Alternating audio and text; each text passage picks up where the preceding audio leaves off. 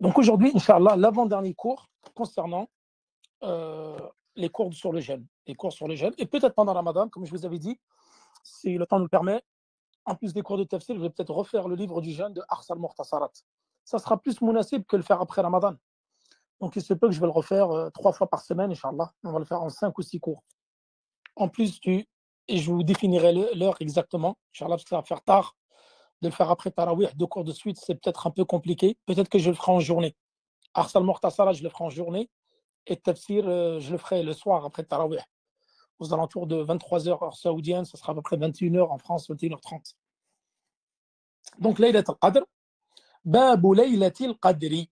Donc, عن عبد الله ابن عمر رضي الله عنهما أن رجالا من أصحاب النبي صلى الله عليه وسلم أروا ليلة القدر في السبع الأواخر فقال رسول الله صلى الله عليه وسلم أرى رؤياكم قد تواطأت في السبع الأواخر فمن كان متحريها فليتحرها في السبع الأواخر. Donc ce hadith de Abdullah ibn Omar qui dit qu'il rapporte de certains compagnons virent en rêve la nuit du destin.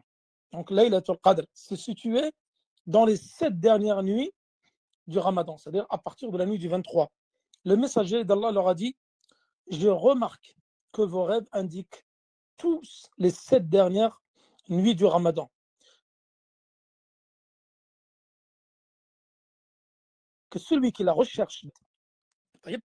Ensuite, avec le deuxième hadith, nous allons lire les 3 hadiths et ensuite nous ferons l'explication et nous donnerons quelques informations concernant Laylat al-Qadr. عن عائشة رضي الله عنها أن رسول الله صلى الله عليه وسلم أن رسول الله صلى الله عليه وسلم قال تحروا ليلة القدر في الوتر من العشر الأواخر.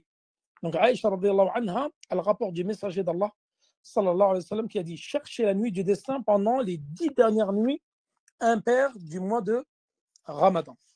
Ensuite, donc le hadith de Abi Saïd al-Khudri qui est le dernier hadith qui dit: عن أبي سعيد الخدري رضي الله عنه أن رسول الله صلى الله عليه وسلم كان يعتكف في العشر الأوسط من رمضان فاعتكف عاما حتى إذا كانت ليلة 21 وهي الليلة التي يخرج في صبيحتها من اعتكافه قال: من اعتكف معي فليعتكف العشر الأواخر فقد أريت هذه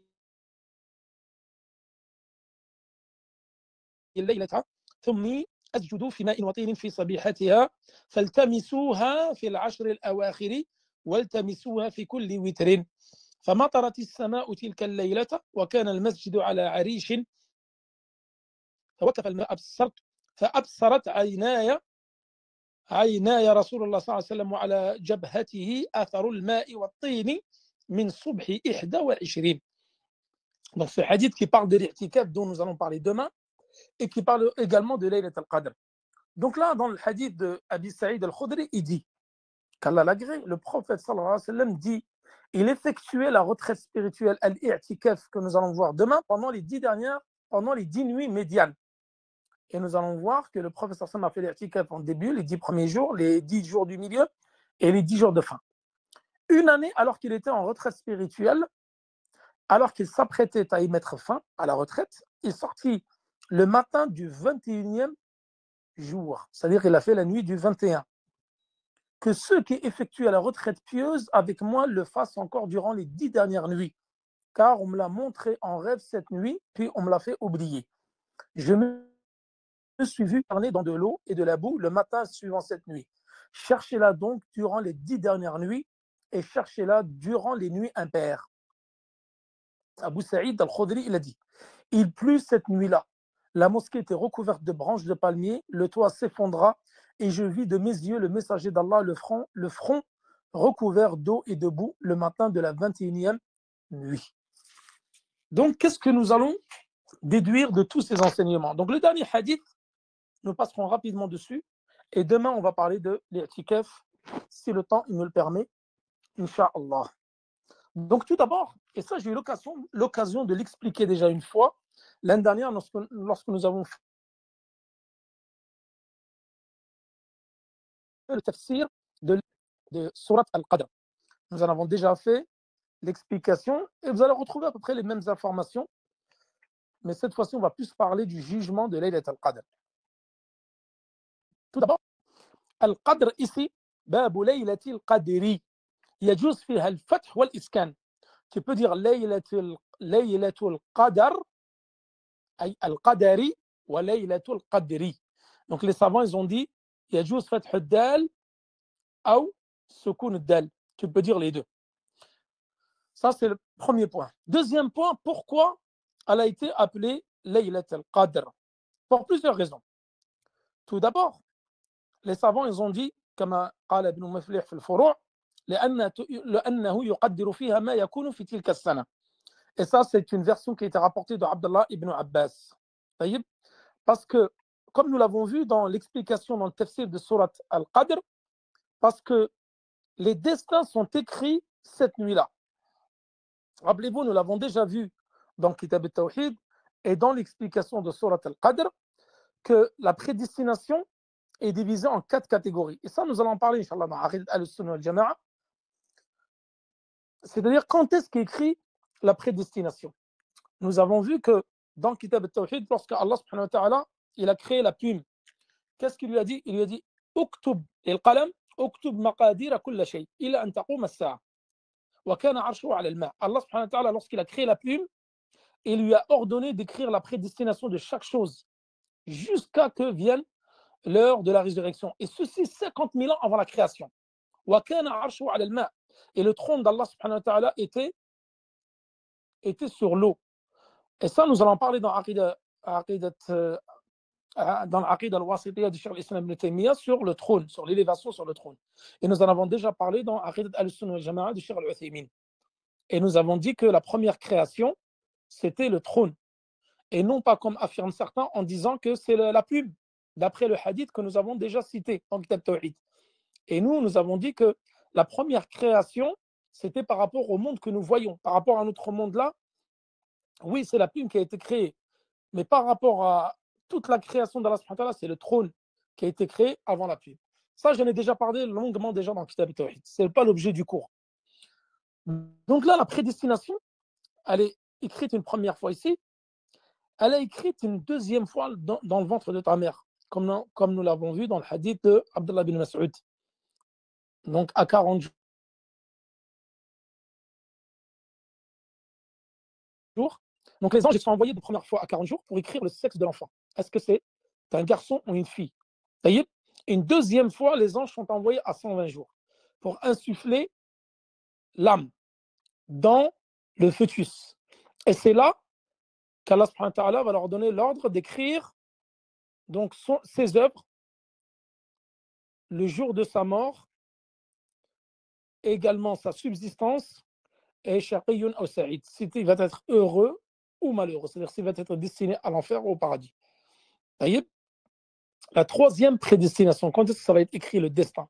Troisième fois, il va être écrit le jour de Laylat al-Qadr, la nuit de Laylat al-Qadr, la nuit du destin. Donc, comme nous allons voir, d'après les avis les plus fiables et les plus proches, c'est que c'est la nuit du 27, et il y a des preuves concernant cela. Donc là, ça c'est 3 fois. Donc là, c'est écrit dans le ventre de ta mère, 50 000 ans avant la création, la nuit du destin. Donc là, Allah subhanahu wa ta'ala envoie les anges pour écrire dans cette nuit-là, la nuit du destin, Maqadir as-sana, c'est-à-dire le destin des gens pendant toute l'année. Donc tu as Maqadir al-Umr, Maqadir as-sana, Maqadir avant même que tu sois créé. Et il y a aussi Maqadir que les anges ils écrivent chaque jour, ton destin de chaque jour qui est écrit à droite et à gauche. Et ça, nous l'avons vu dans la croyance aux anges. Donc, elle a été appelée Laylat al-Qadr pour ceci. Comme ceci a été rapporté de Abdullah ibn Abbas. Allah subhanahu wa ta'ala va ordonner aux anges d'écrire la prédestination des actes de tous les êtres humains pendant cette nuit-là. Inna anzalnahu fi laylatil qadr. Donc c'est quoi? Coran. Également parce que c'est une nuit où il y a une bénédiction. Pourquoi? Parce qu'Allah subhanahu wa ta'ala dit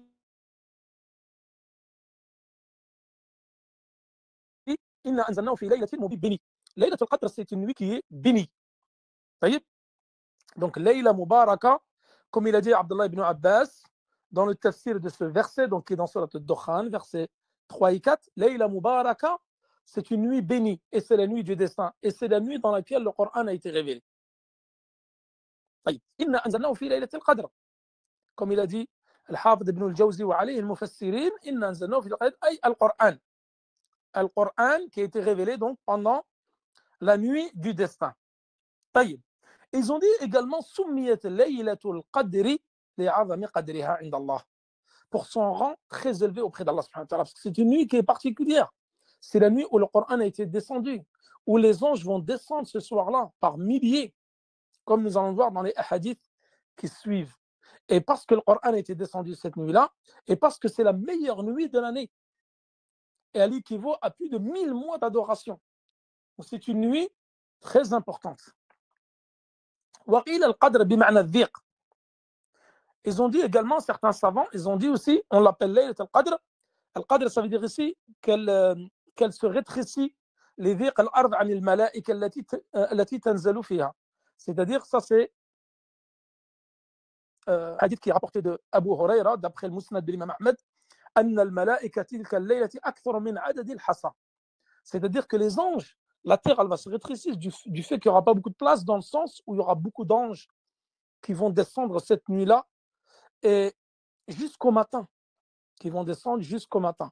Et d'ailleurs, l'imam Ahmed, il rapporte ce hadith de Abi Huraira, qui dit que les anges, cette nuit-là, ils seront plus nombreux que Adad al-Hassa, c'est-à-dire que le nombre de pierres qu'il y a sur terre. C'est-à-dire que ça sera vraiment, le nombre, il est immense, comme donc a été rapporté par Abu Huraira.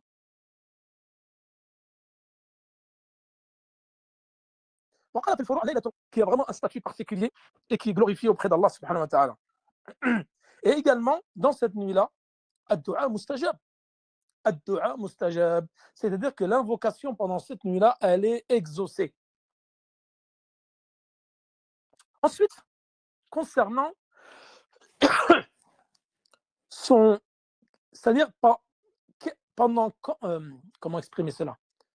C'est-à-dire quand est-ce qu'a lieu cette nuit-là? Voilà, j'ai cherché les mots. Quand est-ce qu'a lieu cette nuit-là?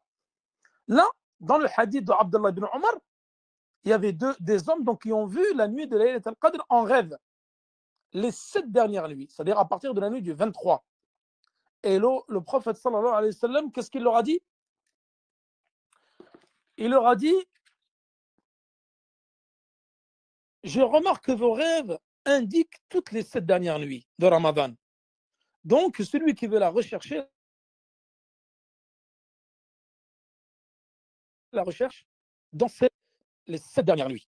Et le hadith de Aïcha, qu'est-ce qu'il dit? Rechercher la nuit du destin pendant les 10 dernières nuits impaires. Et nous allons voir qu'il n'y a pas de tanaqud, il n'y a pas de contradiction entre les deux hadiths. Et également, le hadith de Abi Sa'id al-Khudri qui indique que le prophète sallallahu alayhi wa sallam a fait l'i'tikaf les 10 dernières nuits, et la nuit du 21, il a plu. Et nous allons voir qu'il y a des signes, comme on dit les savants, donc qui montrent quand est-ce qu'a lieu la nuit du destin. Ils disent que le matin, ça nous allons le voir après, Inch'Allah. Je vais en parler juste après pour ne pas tout mélanger. Taïb. Maintenant, quels sont les avis concernant la nuit du destin? Est-ce que c'est la nuit du 21? Est-ce que c'est la nuit du 23, du 27, etc. Donc il y a plusieurs hadiths concernant cela. Donc le hadith d'Abi Huraira dans Sahih Muslim qui dit iltamisuha fil ashr al-awakhiri. Il a dit cherchez-la dans les 10 dernières nuits. Si quelqu'un, par exemple, s'est affaibli ou il n'est pas en capacité de la chercher toutes les nuits, alors il a dit dans les 7 dernières nuits. Ensuite, il y a encore un autre hadith de Jabir qui est dans le Musnad de l'imam Ahmed et également rapporté par Abdullah ibn Unais qui dit qu'il a questionné le prophète concernant la nuit du destin. Et il lui a dit iltamisuha fi hadhihi as-sab'i al-awakhir allati baqina min ash-shahr, c'est-à-dire cherchez-la dans ces 7 dernières nuits. Les 7 dernières nuits, c'est à partir de la nuit du 23. Tout d'abord, tout ça indique l'importance de chercher les dans les nuits impaires.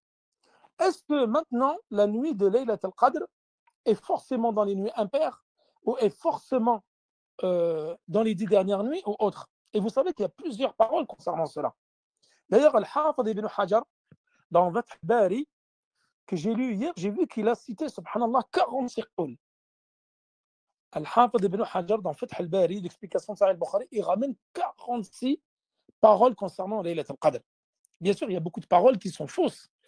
Et Cheikh al-Bassam, dans Sharh Humdat al-Ahkam, dit tous ces aqwal-là, nous allons les diviser en 4 catégories. لأن الأقوال كثيرة جدا. Les paroles concernant Laylat al-Qadr sont très nombreuses. Et celui qui les a le plus rapporté, c'est Ibn Hajar, في فتح الباري. طيب. Cheikh Abdallah, l'explication de Humdat al-Ahkam, il dit on peut regrouper ces paroles-là en 4 catégories. Tout d'abord, première catégorie, aqwal marfouda. Résumer certaines paroles, parce qu'Ibn Hajar, il rapporte même les paroles qui sont inventées, des paroles qui sont fausses, etc. Lui, il ramène tout.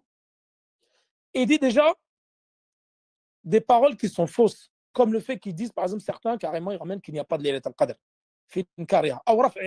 Certains disent qu'elle a été levée. Il y a des paroles, vous trouvez des paroles concernant cela dans les livres des gens de science, comme quoi elle a été levée. Et Laylat al-Qadr n'existe plus dans la nuit de Ramadan. Donc ça, c'est, tout d'abord, c'est des paroles qu'on rejette. Deuxième catégorie de paroles, c'est des paroles dha'ifa, qui sont très faibles. Par exemple, comme certains, qui ont dit que Laylat al-Qadr, c'était la moitié de Sha'ban. Le 15 Sha'ban, c'est Laylat al-Qadr. Donc ça, c'est dha'ifa jiddan, et c'est très loin, et ça contredit même les hadiths sahiha que je viens de citer, celui de Abdullah ibn Omar, de Aïcha et de Abi Sa'id al-Khudri, qui disent cherchez-la dans les 10 dernières nuits, impair. Taïb. Des paroles, on ne va pas dire qu'elles sont faibles, mais on va dire qu'elles sont marjouha. C'est-à-dire qu'elles ne sont pas retenues comme celles qui disent que cherchez-la autre que les 10 dernières nuits. Alors que les paroles les plus véridiques, les plus authentiques, qui disent de la chercher dans les 10 dernières nuits, et dans les 10 dernières nuits, les nuits impaires.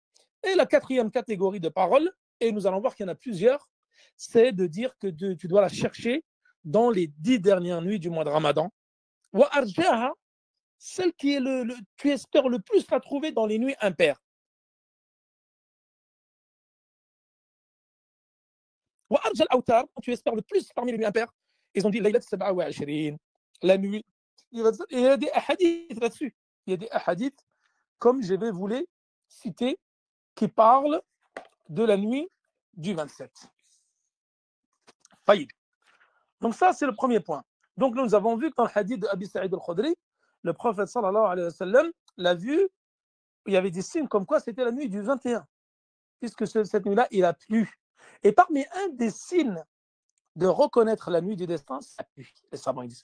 Comme dans le hadith d'Abi Sa'id al-Khudri, il a plu, le prophète s'est consterné dans la boue et l'eau. Parce que dans la mosquée du prophète, ils n'avaient pas de toit. La mosquée du prophète n'avait pas de toit. Elle était recouverte uniquement de branches de palmier. Et il n'avait pas de tapis. Il priait à même le sol sur la terre. Et donc là, le hadith de Aïcha également, qui est clair, donc qui est dans le Bukhari Muslim, qui dit de la chercher uniquement dans les nuits impaires. Taïb. Également, les savants, ils disent que, bon, déjà, là, vous avez la nuit du 21. Donc, l'imam Shafi'i, lui, il dit que c'est la nuit du 21. Et il s'appuie sur l'avis de certains. Ensuite, vous avez d'autres avis qui disent, par exemple, c'est la nuit du 23. Fait que la nuit du destin, c'est tout le temps dans les nuits impaires, est-ce qu'elle peut changer? Donc là, les savants, ils disent que certains ont dit, la tantaqi. Et ça, c'est le méthode de l'imam Shafi'i. Ils disent que c'est une nuit en particulier et elle ne change pas. Mais l'avis de beaucoup de savants, ils disent qu'en fait, c'est-à-dire la nuit de destin, ce n'est pas tout le temps la même nuit. Elle peut aussi bien, elle peut tomber dans des nuits paires, mais les nuits les plus sûres, c'est les nuits impaires. Et elle, la nuit du destin, change chaque année. Ça peut être la nuit du 23, 21, 25, 27, 29, etc. Donc ça, c'est un avis qui est très répandu.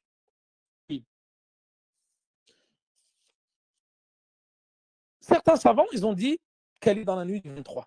Et ça, c'est la parole d'Abdallah ibn Abbas. Il dit la nuit du 23 ou la nuit du 27. Donc certains ramènent d'autres avis, comme la nuit, par exemple, du 21 ou la nuit du 23. Ceci a été rapporté par Ali ibn Abi Talib et Abdallah ibn Mas'ud. Et disent que c'est soit la nuit du 21 ou la nuit du 23. Et le fait de dire que c'est la nuit du 23, beaucoup de compagnons rapportent également ces propos-là sur le fait de dire que c'est la nuit du 23. Et la nuit du 27, qu'en est-il la nuit du 27? La nuit du 27, qui disent que c'est la nuit du 27. Minhum Ubay. Ubay, il dit Akhbarana Rasul sallallahu alayhi wa sallam bi aya.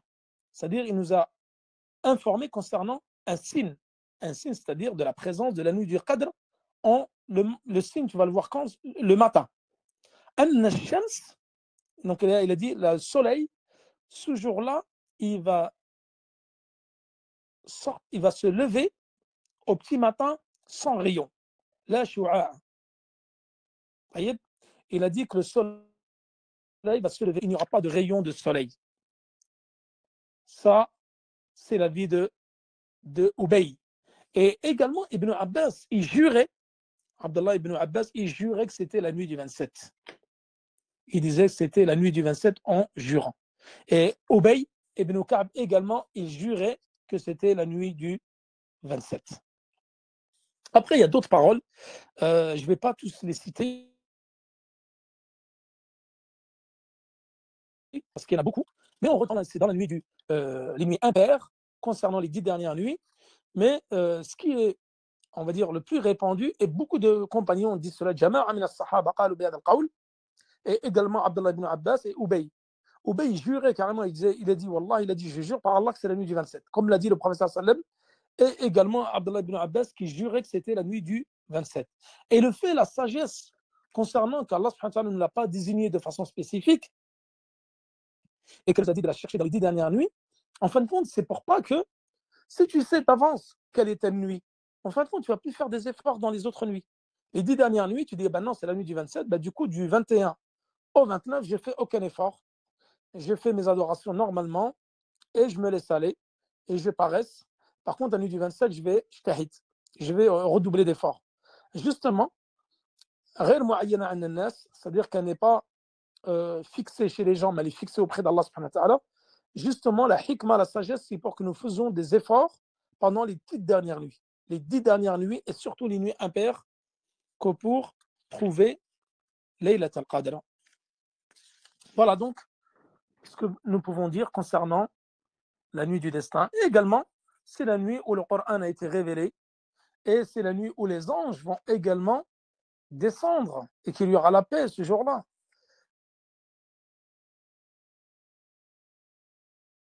Qui vont descendre dans cette nuit du destin jusqu'au matin du Fajr. Voilà, concernant donc ces 3 hadiths. Et demain, Inch'Allah, nous ferons la dernière partie qui est sur Al-I'tikaf, la retraite spirituelle. وصلى الله على نبينا محمد وعلى آله وصحبه وسلم الله تعالى أعلى وأعلم. Et là, je vais enchaîner directement avec Arsal Mortasalat sur les conditions de la prière. À tout de suite.